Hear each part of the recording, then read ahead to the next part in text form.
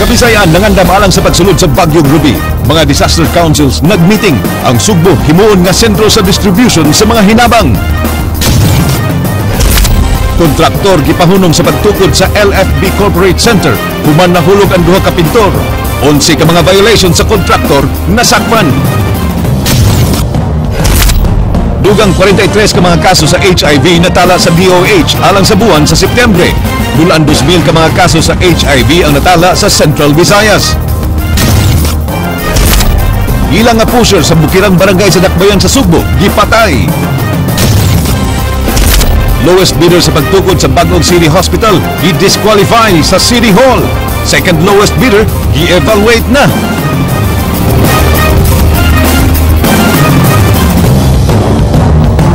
Mayong hapon Sugbo, Kabisayan, ano na mga balita, uban ang kinatibuk ang puwersa sa News 5 Cebu, karong adlaw Martes, pit sa buwan sa Disyembre, tuig 2014, akos Dennis Tanok. Amo nang hatod ang mas sayong pagbalita, inubunan sa mas komprehensibong impormasyon. Ako si Georgia Herrera.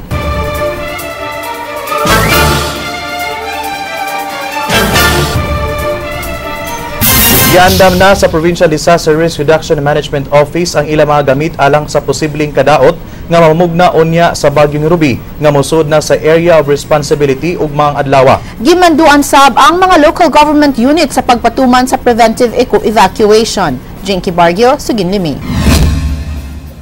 Nangandam ng mga sakop sa Provincial Disaster Risk Reduction Management Office sa ilang mga ekipo nga gamiton unya sa posibleng kadaot sa Bagyong Ruby nga musud na sa Philippine Area of Responsibility ug mga adlaw. Gikabalakan nga posibleng maigo na sab sa bagyo ang amihan ng bahin sa lalawigan sa Sugbo. Mao nga giandam na nila ang mga chainsaw, life jacket, PC ug uban pang personal nga kagamitan sa mga rescuers. Matud sa Kapitolyo, doon na nasay mga heavy equipment nga naka-standby karon sa Northern Cebu. Coordinate ni sa Cebu Contractors Association, mga yung may tabang nila nga ug doon may kinahanglanon nga equipment for clearing, mga payloader or sa mga backhoe sa diha, pwede kaming hulam sa ilaha. Because we did this also for Yolanda. Gimanduan na sabkaron ng tanang local government units nga ipahamtang ang forced preventive evacuation labi na kun magsugod na og uwan. Basta ang mga evacuation centers ilang i-identify na as early as now. Katong evacuation centers na klaro yun nga dili sad siya maigo sa unsay kasi kana po dali ra sad siya magguba kung may hangin. Taking into consideration nga atong paligunan og maayo taon tong mga bag-o pa bitaw natong ipangtukod. Basig wa pa to nahuman ug wa pa nahuman agian na saglain. Jinky Bargio, News 5. Gihugpong ang mga sakop sa Technical Working Group sa Regional Disaster Risk Reduction and Management Council, lakip na ang mga Provincial Disaster Office Coordinators ug mga kasundaluhan. King Perez, Suginlimi. Di na ko makontak. So karon sa panagtigom sa Technical Working Group sa Regional Disaster Risk Reduction and Management Council uban ang mga Provincial Disaster Coordinators ug mga sundalo, gihanay nila ang action plan kung maigo ang mga probinsya sa Central Visayas sa bagyo. Matud ni Office of the Civil Defense Operations Officer Engineer Neil Balaba nga ang Cebu mao'y mahimong sentro sa paghatag og assistance kung maigo ang mga lugar sa tungang Kabisayan sama ni atong migo ang bagyong Yolanda. Gisabot sab niini ang ubang mga Regional Disaster Council sa pagtabang sa Central Visayas kung ugaling maigo ang tanang probinsya sa Region 7. Pornay ingno na nato og coordination assistance network from the affected region to the non-affected region. Kay lohi man pagkayo nga ikaw naigo, ikaw pa po'y mutabang sa imong region, unya ko'y mutabang nimo nga outside region. Subling giawag sa OCD-7 nga ipatuman sa mga LGUs ang preemptive evacuation o pagpabakwit sa mga residente nga namuyo sa danger zones mintras wa pa ang bagyo. Igo lang sa pagmonitor sa mga insidente ang OCD-7 ug dili mao'y first responders. Unya na sila mo responde sa mga apektadong lugar kung dili na makontak ang apektadong disaster offices 12 ka oras human sa katalagman. So ug naglihok yun ang Local Disaster Council, nahibaw na sila kung asa ang mga prone areas. Sugod ugma, suspendido na ang tanang leave nga gi-request sa mga pulis sa Dakbayan sa Sugbo. Kay alang kang Cebu City Police Director Noli Romana, Kini ang pamaagi nga masigurong di magkuwang ang manpower sa kapulisan kung moigo sa dakbayan ng bagyo. Lakip sa priority ni Romana pag-deploy sa kapulisan ngadto sa mga mountain barangays. Ang pagpangandam sa bagyong Yolanda sa miaging tuig mo'y gisunod karon sa Cebu City Police sa pagpangandam sa bagyong Ruby. Magagadsab gihapon si Romana sa mamahimong plano sa kagamhanan sa dakbayan sa Sugbo alang silang ihatag ang police assistance. And to be fully prepared sa manpower requirements nakakailanganin. King Perez, News 5. Dunay duha nga gibanabanang agian ang bagyong Hagupit inig landfall ni ini sa nasod. Suma sa forecast kaganiyang buntag, ang usa ni ini nagpaingon sa Eastern Samar samtang ang usa nagpaingon sa Southern Leyte ug moderitso sa Sugbo. Titus Borromeo, Suginlimi. Kaganihang alas 8 sa buntag, ang bagyo nga adunay international name nga Hagupit ana nahimutang mga 1,500 kilometers east sa Mindanao. Sumala sa warning number 9 sa Joint Typhoon Warning Center, gibanabana nga sa Disyembre 8 sa alas 8 sa buntag, ang sentro sa bagyo mahimutang mga 80 ngadto sa 50 kilometros gikan sa kabaybayunan sa Eastern Samar. Kung mo landfall ang bagyo sa udto sa Disyembre 8, ang dakbayan sa Sugbo adunay gilayon nga 270 kilometers gikan sa sentro sa bagyo. Ug magpadayon ang westward nga pagsibog niini, posible nga moagi kini mga 125 kilometers north sa isla sa Bantayan. Samtang sa forecast sa Japan Meteorological Agency, gibanabana kini sa Disyembre 7 sa alas 8 sa buntag, ang sentro sa Baguio mahimutang mga 90 kilometros gikan sa kasiguran sa Homonhon Island o mga 180 kilometros gikan sa Southern Leyte. Kung magpadayon ang westward direction sa pagsibog niini, posibleng mutadlas kini ngadto sa isla sa Camotes ug mulabang sa may lungsod sa Sugod o mga kasikbit nga lungsod dinhi sa lalawigan sa Sugbo. Titus Borromeo, News 5. Subay sa maong balita, di makailabot ang Cebu City Office of the Building Official sa nahitabong insidente kay igura silang mususi sa istruktura sa building ug dili sa mga nagpanday niini. Leslie Caminada Vistil, Suginlimi. Mato ni Cebu City Engineer ug Ubo Head Jose Marie Poblete nga di sila manghilabot sa insidente kagahapon kay ang mga nagtrabaho man sa building ang involved ug dili ang istruktura sa mong building.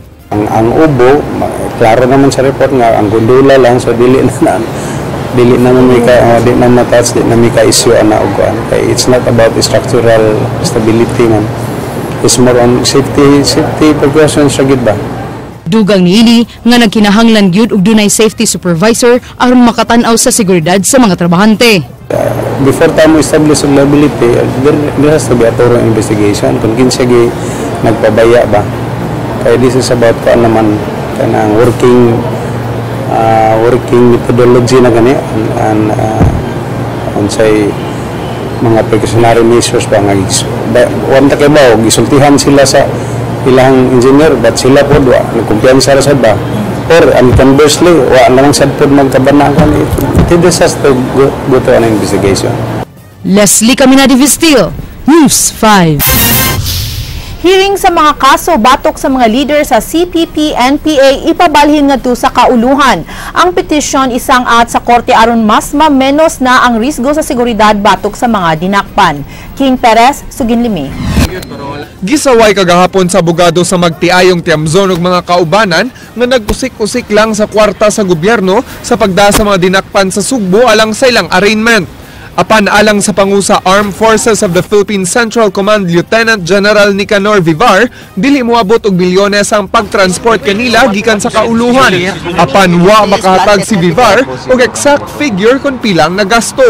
Ang Fokker plane po, mas mura po yun sa paggamit dahil kung dadalhin po natin siya from Manila to Toledo to Mactan at mag-charter tayo ng plane, palagay ko po yun na mas mahal.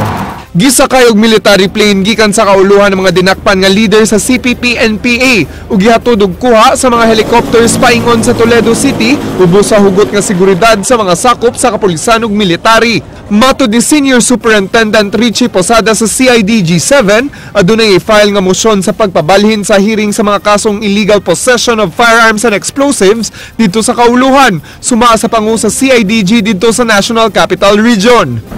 Ang gahapon nagkahinabi mi sa Regional Chief sa NCR CIDG na sila motion na ibalhin sa National Capital Region ang hearing sa kaso and motoy Paggikan ni Colonel Masirin dito, Danny Masirin, mo na yung gisulti na akong na sila motion, na sila plano. Matod sa military, ang Negros Occidental na lang ang magpabiling dili insurgency free sunod tuig sa Kabisayan. Ideklara sa military karong buwana og sa Enero nga conflict manageable and ready for development ang mga probinsya sa Northern Samar, Capiz ug Iloilo. Ang military naman ay laging handa dyan. Dito sa Central Command, hindi naman na ganong kalakas nga sila eh. In fact, King Perez, News 5. Gitangtang na sa Department of Health ang ilang video may tungod sa anti-teenage pregnancy campaign human kini gisaway sukad gi-upload sa ilang Facebook page account ni adtong Domingo. Andrea Patenya, Suginlimi.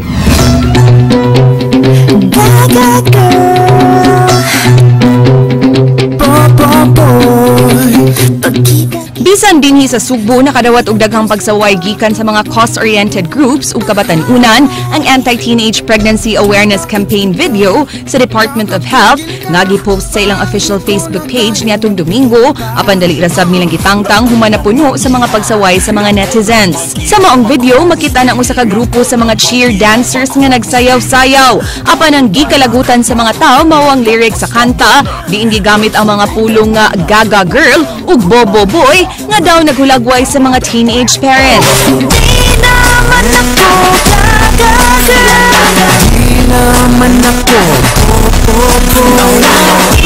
Sa lyrics sab gihulagway nga sa ang premarital sex ug adi angay i-surrender sa mga kababainhan ang ilang virginity ug angay usang hatagan ug pagtagad ang ilang pagtuon. Si Jerson Lee sa Cebu Plus Association Incorporated wa makauyon sa video kay bisan og nakasabot siya sa intensyon sa DOH sayop nga mga pulong ang ilang gigamit. Mausab kini ang reaksyon ni Brother Paul Bongcara sa grupong Philchan. Basically sa ako, pagkita lang ako na it's too degrading, no? I mean, the Department of Health, kung sige sa mga inhimo ng video, should not be degrading young people. Kay mura mo ni judge na dayon tang mga bata or mga kabataan-unan, mga gaga na o bobo na dayon. So, technically, it's not. Young people may be less educated and you should not be labeling them.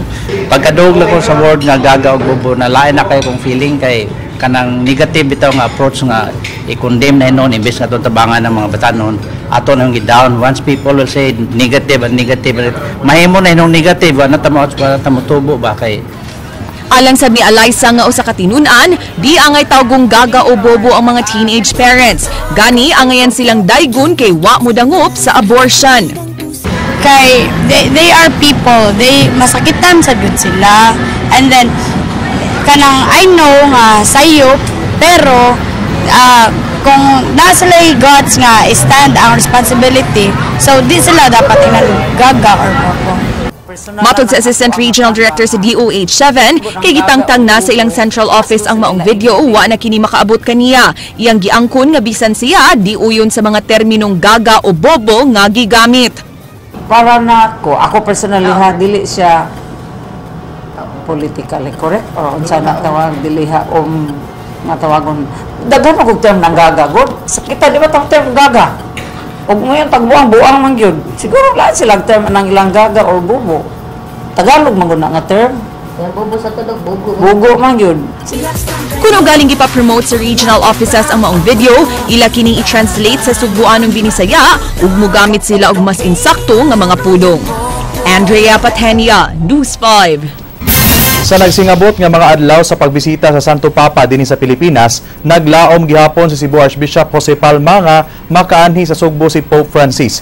Hinon giangkon sa Arsobispo nga talagsaon rang makatambong ang usa ka Santo Papa sa International Eucharistic Congress. King Perez, Suginlimi.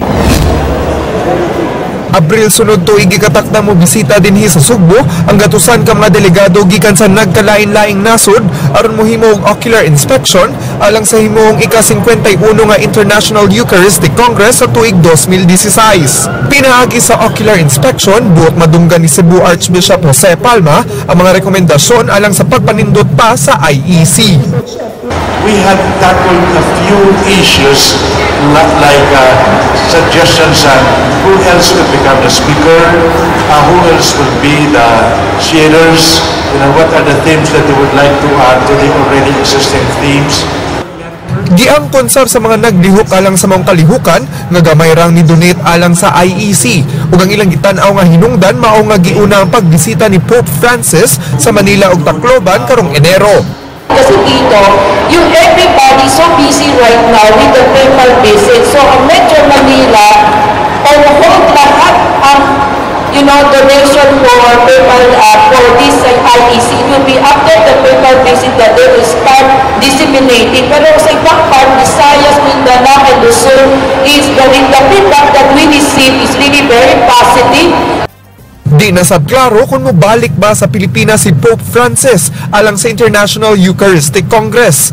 Gipasabot ni Palma nga pagbuot mismo sa Santo Papa nga unang bisitahon ng Tacloban nga nagrabehan sa bagyo. Gisuwayan niya nga maapil sa itinerary sa Santo Papa ang pagduaw sa Sugbo karong Enero kay matulman sab ang pagbisita niini sa Sinulog.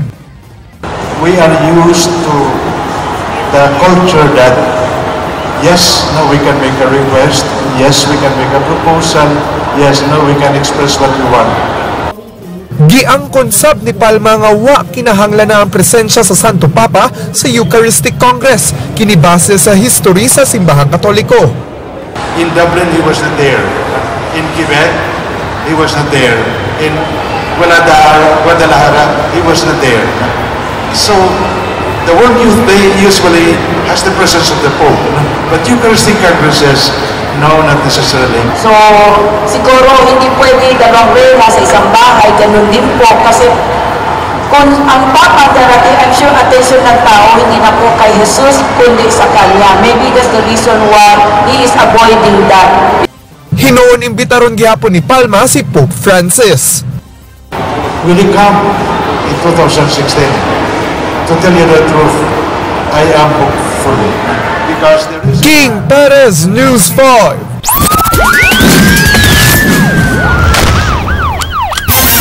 Nagpadayon pa ang profiling nga gihimo karon sa kapulisan sa Mandaue City Police Office kabahin sa duha ka mga armadong lalaki nga mituli sa Palawan Pawn Shop sa Sitio Leong, Barangay Alang-Alang, syudad sa Mandaue pasado alauna kagahapon sa hapon. Samtang ang kapulisan sa Dakbayan sa Sugbo mipahimangno sa mga robbery incidents nga mugara karong holiday season. Jinky Bargio, Sugin Limig. Duha ka lalaki nga nagsulubog bonnet ug helmet ang miabot sa Palawan Pawn Shop ug mideklarar og hold up dayon gidisarmahan ang gwardya niini samtang laing lalaki ang nagsilbing lookout. Tasos kong kamot, gingnan ko sa tulisan nga ayaw ipatas imong kamot. I-down lang na imong kamot. Munto nang ana na lang ko sa kamot. Ang teller nga si Joy ginervyos diyang iyang nakitaan nga duha ka armas ang nakatutok sa ilang gwardya. Gamit ang tire range gibuak sa mga tulisan kining estanteng bildo din gidisplay ang 40 ka mga nagkalain-laing klase sa mga alahas. Nakuhan hinoon sa CCTV ang maong hitabo. Ay nakita ko man si Kuya Guard na nagtaas na ng kamay tapos nagpasok na kami sa loob para magpa-alarm. Ang scene of the crime operatives dali ni paygayon og latent print examination sa lugar. Gidudahang dili local boys ang nihimo sa krimen ug dakong tabang ang kuha sa CCTV nga gihatag kanila sa pawn shop. Mag-profiling ta sa tanang igo din sa Mandaue together with the adjacent cities, Cebu City at Lapu-Lapu atong i-profiling kung nabutoy nakita. Hugpungon sab ni Cebu City Police Director Noli Romana ang mga security sa mga establishmento sa siyudad sa Sugbo sa pagpatuman sa hugot nga seguridad karong holiday season. Lakip nilang hisgutan ang mga modus operandi sa mga criminal groups matag Pasko, ingon man ang update sa kalihukan sa mga robbery groups. Kasagarang modus mao ang budol-budol ug salisigang. Ako profile ng mga criminal gangs kasi yung medyo mayaman sa pananamit ko lang at sa mga alahas. So, i-discourage yung paglabas-labas ng mga alahas. Jinky Bargio, News 5. Giilang illegal recruiter gipadakop sa usa ka aplikante pagkasiman kay dako-dako na siyag nabayran wa pagyud kini makalarga. Mubalik si Jinky Bargio. Gidala sa buhatan sa National Bureau of Investigation si Himaya Talisik nga gidudahang usa ka illegal recruiter nga naglihok dinhi sa Sugbo. Ang biktima nga gustong mga apply pagkasiman, gikuyugan siyang igsuon nga si Cherry Ann sa gihimo nga entrapment operation kaganiha sa Barangay Cogon, siyudad sa Sugbo. Matud sa igsuon sa biktima, usa ka gatos ka libo ka pesos na ang ilang nabayad kang talisik sud sa usa ka tuig. Apan hangtod karon wa pagihapon makasakay sa barko ang iyang igsuon, mao nga mitumaw ang ilang pagduda. Paghatag ako sa kwarta sa Cebuana, kagawas, anak niyang kamot. Dago siyang giingan na, okay, darang kwarta 10,000 sa iyong inatag sa akong ating. Siya okay lang tayo siya. Diya lang sila sinuhaday kay magsabay rata at tubang kay deposit. Apan ang dinakpan hugot nga mihimakak sa pasangil. Matud niya, legal ang iyang pagpang-recruit. Kanang kwarta nga gihatag nila nga 9,000, wala man kinaaksalin ako nga inyong gipangayo. Kuyog man may gahapon dahil sa Metro Bank para i-deposito under sa account sa magsaysay. Dili man siya, na-refuse man siya na magkita economic ayala. Giawhag sa NBI ang uban pang mga posibleng na biktima ni talisik nga mupatimaw sa ilang buhatan aron mapaligo ng kasong illegal recruitment batok sa dinakpan. We are calling all those who are have dealings with her, our subject, to come to the office and we will see if we could help them also with that. Jinky Bargio, News 5.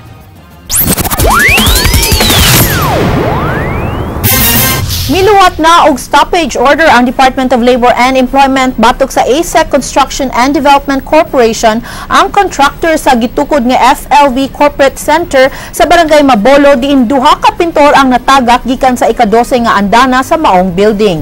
Andrea Patenya, Suginlimi.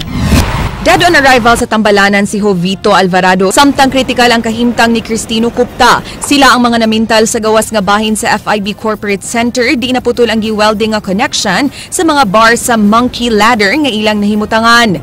Matod sa Dole, duna sila'y nakitang 11 ka mga violations sa maong contractor nga naglakip sa ilang kapakya sa pagkuha og approved structural analysis sa gigamit nga Monkey Ladder, Dole Approved Construction and Safety Health Program, Y Safety Officer, Y Philippine Contractors Accreditation Board Registration, Y Construction Contract Documents, Y First Aider, Y Administrative Reports, walay Safety Committee, ug di tarong ang personal protective equipment sa mga trabahante. Maka-operate lang ug balik ang maong contractor kung makorek na nila ang tanang violations. Ipatawag sab alang sa usa ka clarificatory investigation ang pangu sa ASEC ug sa mga subcontractors sa maong proyekto. And see to it that everything, all occupational safety and health standards will be put in place before they can give them a go signal to resume their operation. Laing rekisito sa Dole 7, mao nga makapakita ang ASEC og mga dokumento pagpamatuod nga natabangan nila ang mga biktima sa maong hitabo. We make sure that none of those who are especially the victims are given the appropriate and the rightful benefits that is due to them. We are leaving no stones unturned here. Nasayran nga dugay ng gibuyag sa Dole ang ASEC tungod sa ilang mga violations sama niining condominium nga gitukod at bangra sa buhatan sa Dole, diin ang ASEC gihapon ang general contractor. Mato di Sarcauga, klaro kaayo siyang bintana nga way protective gear nga gipangsulob ang mga construction workers.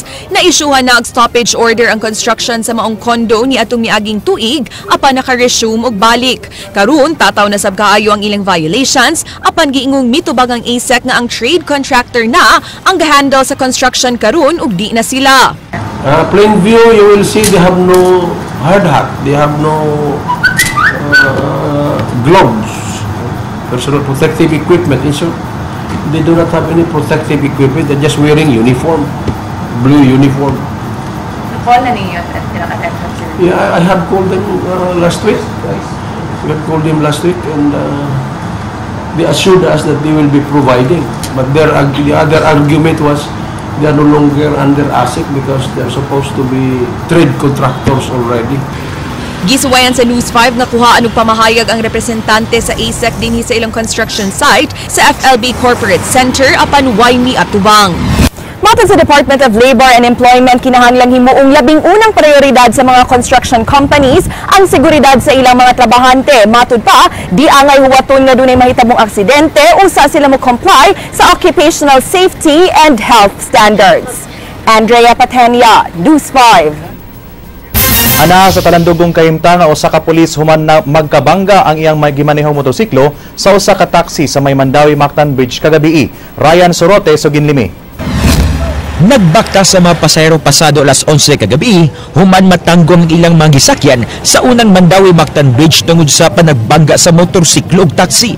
Gani, nagbuid pa sa daan samtang gitabang sa mga rescuers ang driver sa XR200 nga motorsiklo, di nagrabihan ang unon ini kay wa magsulub og helmet, mga wa dayon kini maila ug nabali sabang iyang wang tiil. Pinagi sa iyang ID, nailhan ang biktima nga si PO1 Michael Anthony Singson sa Cebu City Homicide Section nga taga Banawa. Gamit ni inyang motorsiklo nga issue sa homicide nga nagtangag og red plate. Gikan sa dakbayan sa Lapu-Lapu si Singson, dihang iyang naengkwentro ang taxi nga gimaneho ni Jason Alesna nga gikan sa Mandawi. Matod sa taxi driver, hinay ang iyang dagan dihang iyang nakitaan nga nagdagan og kusog ang motor. Awa jud ko sa kay mulik kay pamantagay ko. Nya. Sao na igo naman gyud. Kusog sa dagan. Kusog kay dagan ya. Kilab lang ko sa tuksos murag ko.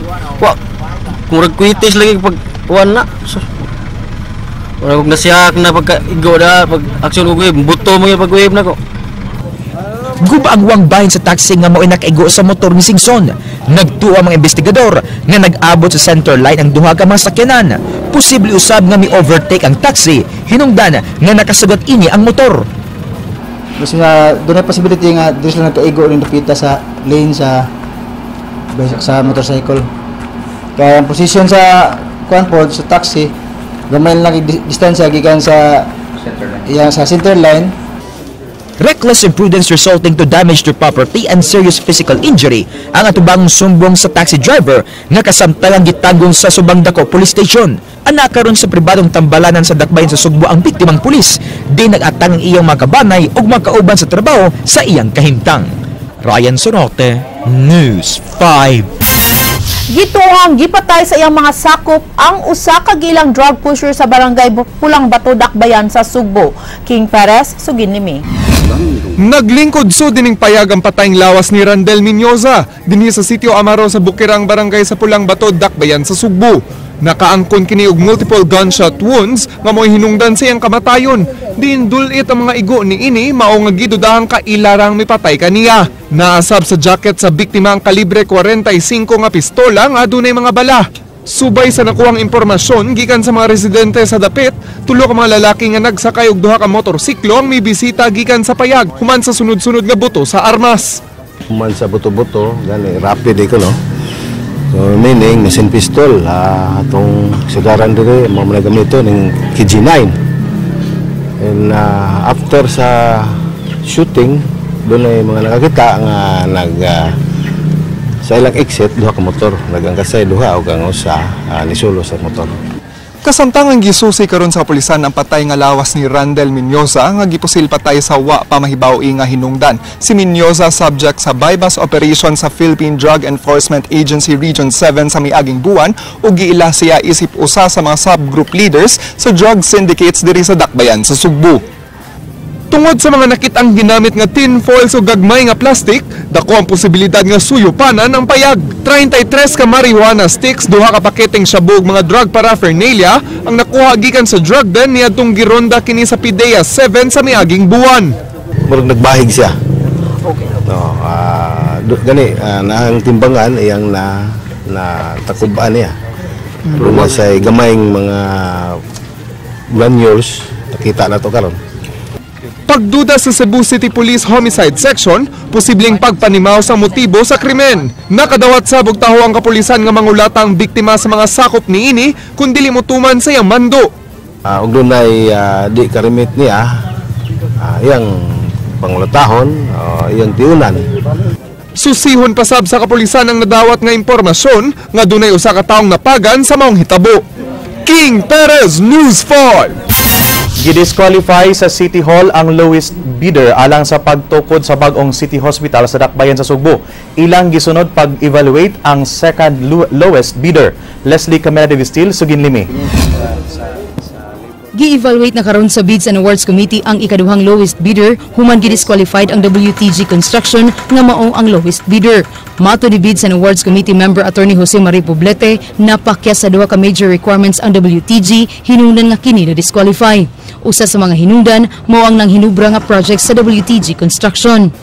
During post-quad, there is that ascertainment, validation, and verification of all the submitted documents. Na the back decided na majority of decided nga wag siya comply. Nangayo og reconsideration ang WTG Construction apan napakyas gyapon kini sa pagkumbenser sa back nga kwalipikado sila. Mato ni Poblete ang technical working group mo evaluate na sa ECDI Development Corporation Misa Construction. We'll do the same process. What we did to the first bidder, the same magyapon. We will be meticulous in scrutinizing also the documents. Leslie Caminadi Vistil, News 5. 22 kaadlaw na lang mga kapatid, Pasko na. Ug mao kadto ang mga balita sa Aksyon Bisaya, kini si Dennis Tanok. Dahang salamat, ako si Georgia Herrera. Bisan asa, bisan kanusa, kapatid. Kay di lang kutob sa balita, Aksyon!